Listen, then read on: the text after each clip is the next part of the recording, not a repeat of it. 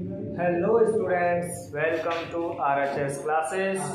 और मैं एलान सिंह अपनी कल वाली क्लास को आगे कंटिन्यू करते हैं। तो हम कहाँ चल रहे थे? हमने कल कराया था आयलर्स थ्योरम और आज हम करेंगे डी मॉइवर थ्योरम। तो देखो भाई, डी मॉइवर थ्योरम क्या होता है कि cos theta plus i sine theta की power n equal to cos n theta plus iota sine n theta. यानी कि इस कॉम्प्लेक्स नंबर की जो पावर आएगी n, वो क्या होगी, इस एंगल में मल्टीप्लाइड हो जाएगी। चलो इसे प्रूफ करते हैं। बहुत ही सिंपल सा प्रूफ है इसका। cos theta plus iota sine theta की होल पावर n। अच्छा भाई, हमने कल पढ़ा था आयलर्स थ्योरम से cos theta plus i sine theta equal to क्या होता है, e की पावर आयोटा थीटा की होल पावर n। अच्छा, मैं अब इसको ऐसे लिख सकता हूँ कि e की पावर आयोटा n थीटा। भाई पावर की पावर ऊपर पावर आती है तो उसका क्या हो जाता है, दोनों का मल्टीप्लाई हो जाता है। तो आई भाई n का मल्टीप्लाई हो जाएगा, आई n थीटा बन जाएगा। देखो भाई, तो वही फॉर्म बन गई कि e की पावर आयोटा x, जहां पर x की जगह क्या आ जाएगा, n थीटा। भाई e की पावर आयोटा x की फॉर्म बन गई, जहां पर x की जगह क्या है, n थीटा। तो ये क्या बन जाएगा, cos n theta plus iota sin n theta. तो यही तो सुनाना है हमें, cos theta plus iota sin iota sine theta की whole power n equal to cos n theta plus iota sine n theta. तो इसको मिटाते हैं और आगे चलते हैं।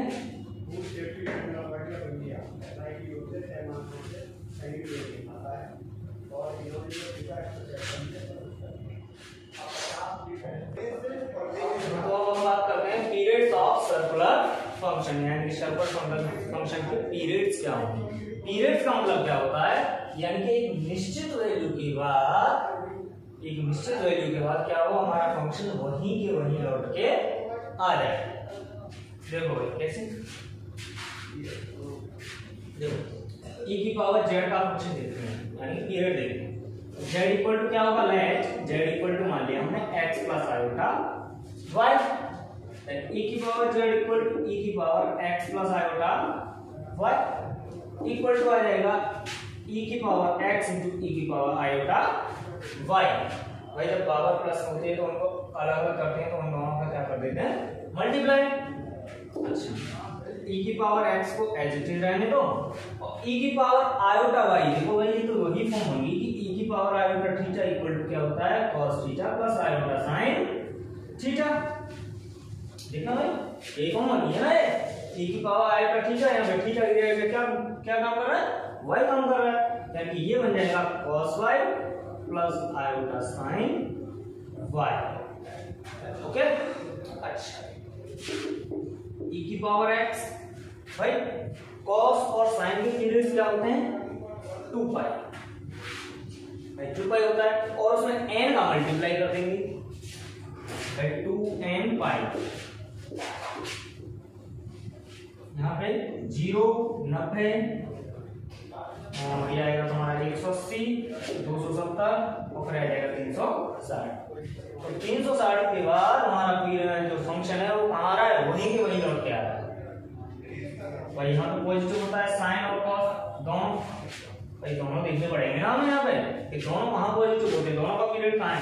तो भाई 360 के बाद दोनों पॉजिटिव आ जाते हैं उसी क्वाड्रेंट में, ठीक है। तो ये आ जाएगा cos y plus 2n pi plus iota sign y plus 2n pi and e की पावर x। इसको फिर से हम उसी फॉर्म में ले जाएंगे, यहाँ पे थीटा की जगह क्या काम करेगा, y प्लस 2n पाई, यानी e की power i y plus 2n pi. y theta की जगह क्या काम करेगा, y प्लस 2n पाई। तो ये बन जाएगा e की power i y plus 2n पाई। चलो इधर सॉल्व करते हैं इसे। e की पावर x i का मल्टीप्लाई कर देते हैं हम इसमें, e की power i y plus i 2n y। i का मल्टीप्लाई करते हैं तो ये तो हो जाएगा i y और ये हो जाएगा i 2n पाई। तो भाई पावर्स को क्या कर देते हैं हम, मल्टीप्लाई में जोड़ देते हैं। e की power x plus iota y plus i 2n पाई, यानी ये आ जाएगा e की power x plus iota y की जगह पे क्या काम कर रहा है हमारा, z काम कर रहा है, तो यहाँ पे z रख देंगे, z प्लस आयोटा 2n पाई।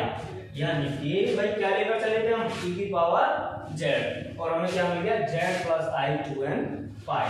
e की पावर z और ये दोनों क्या है, इक्वल है।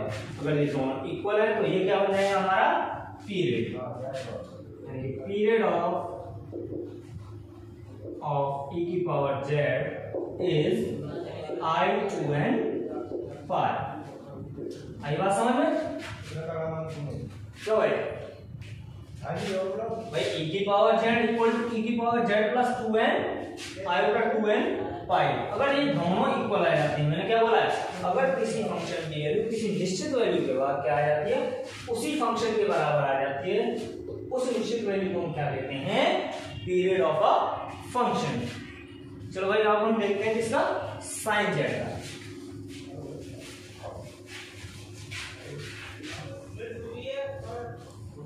साइन जेड का पीरियड देखते हैं।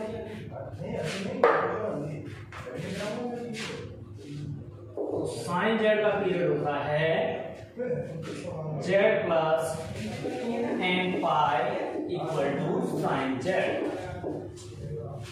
क्या हम देखते हैं प्रूफ करके, पहले से sine Z plus 2n pi equal sine A plus B का फॉर्मूला लगा देंगे हम इसमें।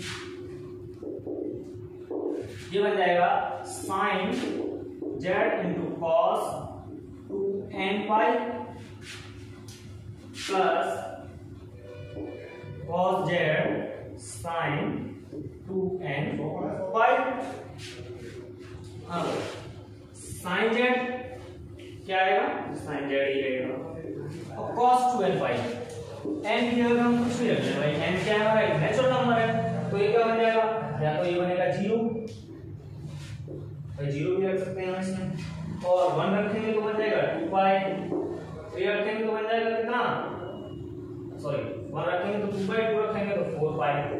यानी कि ये क्या बन रहा है, 0 2 पाई 4 पाई 6 पाई 8 पाई, इन सभी की वैल्यू क्या होती है, cos में 1, cos 0 हो या cos पाई हो, सॉरी cos 2 पाई हो, इसकी 1, cos 4 पाई हो, इसकी भी 1, यानी कि जितने भी पाई के मल्टीप्लाई में इवन नंबर होगा और cos की वैल्यू निकाला है तो वो कितनी निकल के आएगी, 1 निकल के आएगी। तो ये बन जाएगा sin z into 1 plus cos z, और इसी के अपोजिट अगर साइन में वैल्यू हम निकालते हैं तो वो आ जाती है हमारी 0। तो भाई 0 को मल्टीप्लाई cos z में करेंगे तो क्या आएगा 0, और sin z का मल्टीप्लाई 1 में करेंगे तो ये क्या बन जाएगा sin z, यानी कि इसके बराबर आ गया, ये बराबर आ गया sin z plus 2n pi equal to sin z। ऐसे cos का पीरियड होता है cos z plus 2n pi equal to cos z, और tan का पीरियड होता है tan z plus n pi equal to tan z। Okay, तो इस वीडियो को पॉज करके चाहो तो स्क्रीनशॉट ले लो या पेपर और कॉपी लेकर, सॉरी पेपर और पेन लेकर इसको उतार, और आगे बढ़ते हैं हम।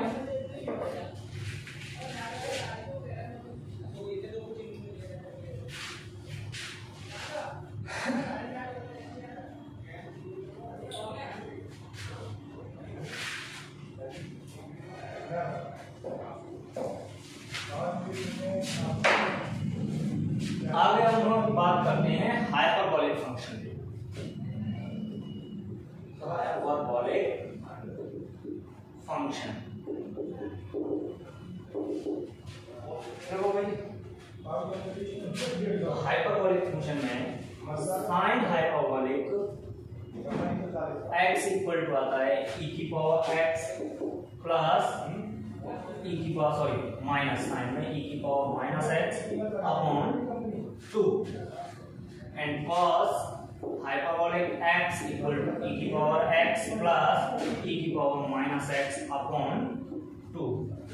अब साइन और cos मिल जाए तो बाकी सब हम निकाल सकते हैं। अगर हम tan के निकालेंगे tan hyperbolic x equal to क्या आ जाएगा sin बटे cos और 2 से जो कट जाएगा तो ये बन जाएगा e की पावर x माइनस e की power minus x upon e की पावर x प्लस e की power minus x and cot hyperbolic x equal to क्या आ जाएगा tan का रेसिप्रोकल यानी कि e की पावर x प्लस e की power minus x upon e की पावर x माइनस e की पावर माइनस x। इसी प्रकार बाकी में निकाल लेंगे तुम sec हाइपरबोलिक x cos का रेसिप्रोकल और cosec हाइपरबोलिक x tan का रेसिप्रोकल तो इसे उतारो।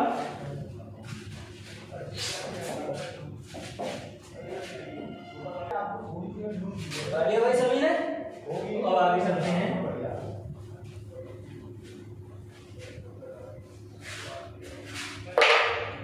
आगे बात करते हैं हम relation between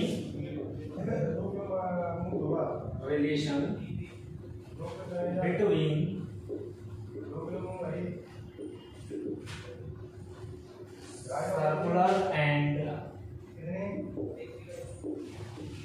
hyperbolic function.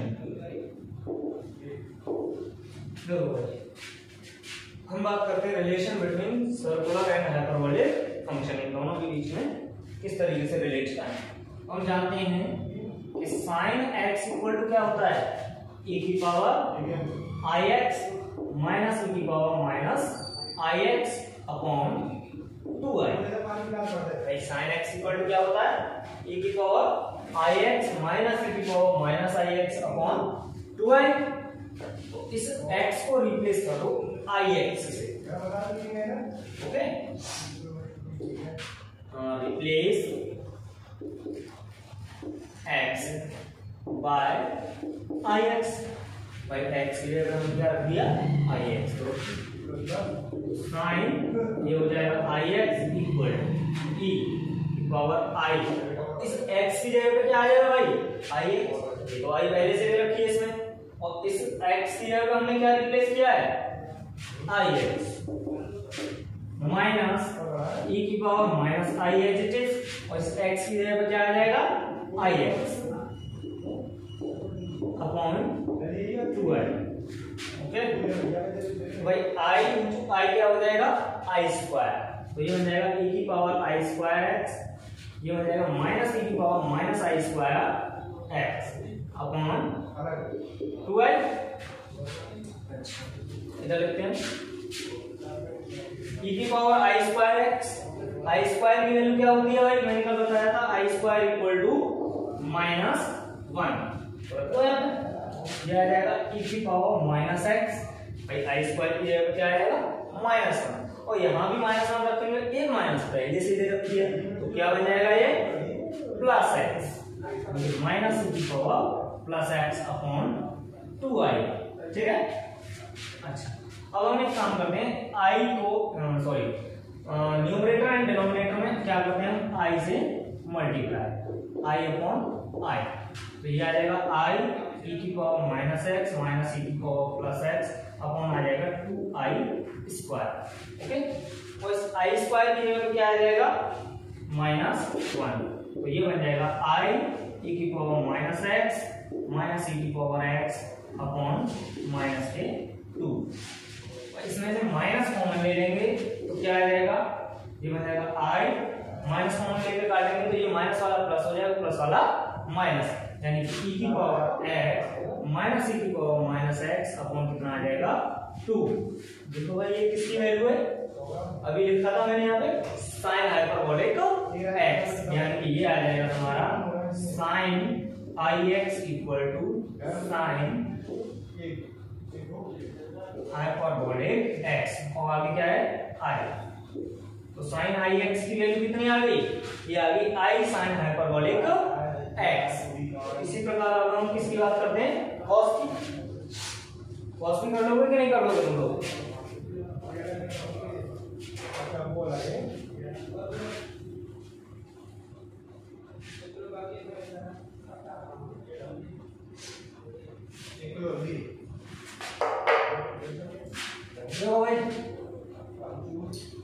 cos I x equal to होता है cos hyperbolic x and tan i x equal to होता है i tan hyperbolic x। Okay, इसको कैसे करेंगे, इसको तो प्रूव कर ही लोगे तुम लोग। यहाँ पे क्या करेंगे हम, इसको यहाँ पे रख देंगे कि sine I X upon cos I X. Sine I x की value I sine hyperbolic X upon cos I x की वैल्यू कॉस हाइपरबोलिक एक्स। तो ये क्या बन जाएगा, I tan hyperbolic X. Okay, अच्छा कॉट की निकालना वैल्यू, तो हम कॉट की आ जाएगी cot I x equal to 1 upon 10 I X. भाई cot I x equal to 1 upon 10 I x. अच्छा 1 अपॉन 10 आई एक्स की वैल्यू कितनी है, 1 अपॉन आई 10 हाइपरबोलिक एक्स। तो 10 हाइपरबोलिक एक्स क्या बन जाएगा, 1 अपॉन n तो कॉट बन जाएगा, लेकिन नीचे आई रह जाएगी। इसमें क्या करेंगे हम, आई से ऊपर मल्टीप्लाई कर देंगे और यहाँ भी आई से मल्टीप्लाई कर देंगे। तो ये बन जाएगा I upon I square 10 hyperbolic X. Okay, I as it is रहेगा, आई स्क्वायर की जगह क्या आ जाएगा -1 और 1 अपॉन 10 हाइपरबोलिक एक्स क्या बन जाएगा, कॉट हाइपरबोलिक एक्स। ओके, यानी कि कॉट आई एक्स की वैल्यू क्या आ जाएगी, ये आ जाएगी -आई कॉट हाइपरबोलिक एक्स। अब हम बात करते हैं सेक आई एक्स की value. Sec i x equal to कितना आ जाएगा, 1 upon cos I x.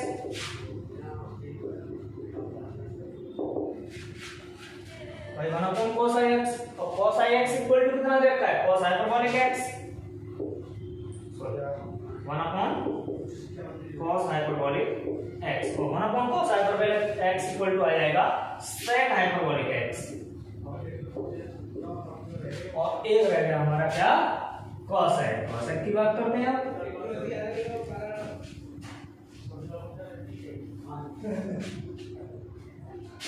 cos I x, cosec i x equal to क्या आ जाएगा, 1 अपॉन साइन आई एक्स। और साइन आई एक्स की वैल्यू क्या थी, 1 upon i sine hyperbolic x. ऊपर आई से मल्टीप्लाई, नीचे आई से मल्टीप्लाई, ये बन जाएगा I upon I square sine hyperbolic x. और इस आई को एज इट इज रहने में आई स्क्वायर की जगह पे -1 और 1 अपॉन साइन हाइपरबोलिक एक्स क्या बन जाएगा, कोसेक हाइपरबोलिक एक्स।